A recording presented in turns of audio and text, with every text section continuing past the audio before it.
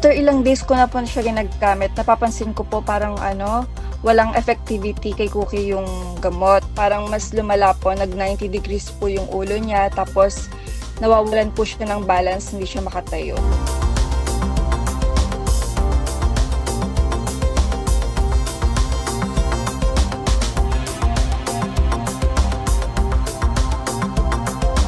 Meron palang mga spelling mistakes dun sa mismong box ng gamot.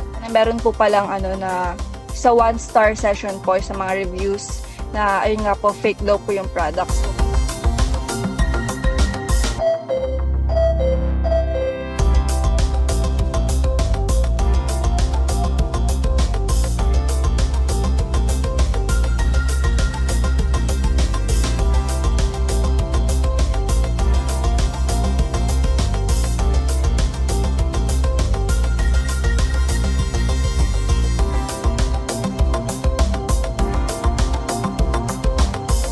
Ear mites infestation po na nagkaroon siya ng secondary bacteria or secondary infection po, kumalat po sa katawan niya, sa naging blood infection.